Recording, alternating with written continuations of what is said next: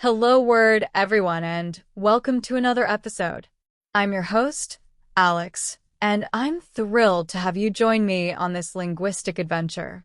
Today, we're diving into a word that's fundamental to understanding, well, everything really. Our word of the day is being, a B2 level noun meaning the existence of something. Let's unpack that a little. Being refers to the state or fact of existing. It's about something's actuality, its presence in the world. Think about it like this. The very fact that you are listening to this podcast means you have being. It's a broad term that can apply to people, animals, objects, concepts, pretty much anything you can think of. Now, let's explore some synonyms that share a similar essence. First up, we have existence.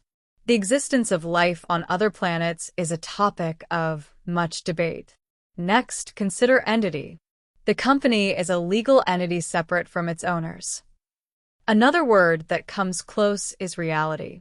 The reality of the situation is that we need more funding. Then there's substance. The argument lacked substance and was easily refuted.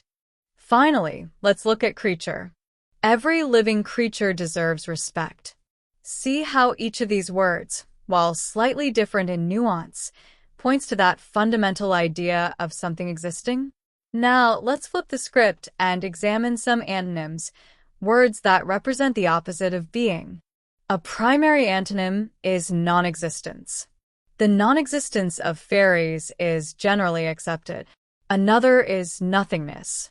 Before the Big Bang, there was only nothingness. We could also consider absence. The absence of evidence is not evidence of absence. Then there's void.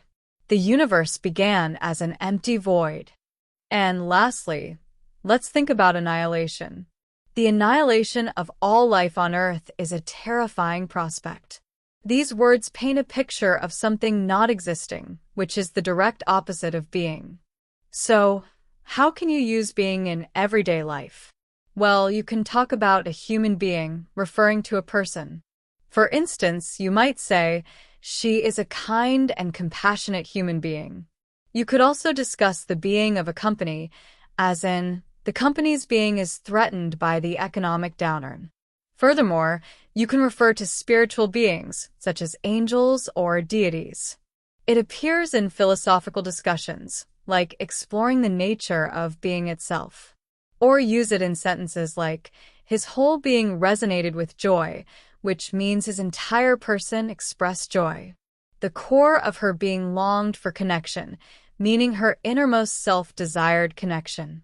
Protecting the being of endangered species is crucial, implies safeguarding their existence. Some additional examples. The artist poured her whole being into the painting. The being of the universe is a mystery that scientists are still trying to unravel. He questioned the very being of his purpose in life. Her quiet being radiated peace and tranquility. The documentary explored the being and consciousness of animals.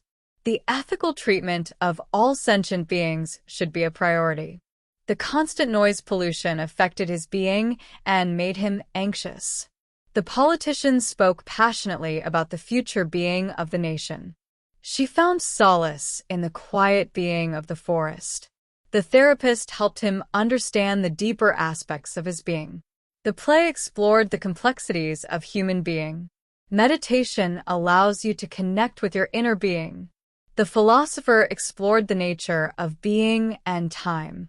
The being of art lies in its ability to evoke emotions. Science seeks to understand the being of the universe. The being of a nation is its culture and history. The being of a person is shaped by their experiences.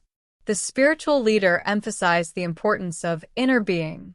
So, to recap, being refers to the existence of something. We explored synonyms like existence, entity, and antonyms like non-existence, nothingness. We looked at how being is used in various contexts, from referring to human beings to discussing philosophical concepts. It's a powerful and versatile word that underpins much of our understanding of the world. Thanks so much for joining me on Hello Word today. I hope you found this exploration of being enlightening. If you enjoyed this episode, please subscribe to the podcast and leave a review. Your support helps others discover the show. Now, I have a challenge for you. Try to write your own sentence using the word being and share it in the comments below. I can't wait to see what you come up with. Until next time, keep exploring the wonderful world of words.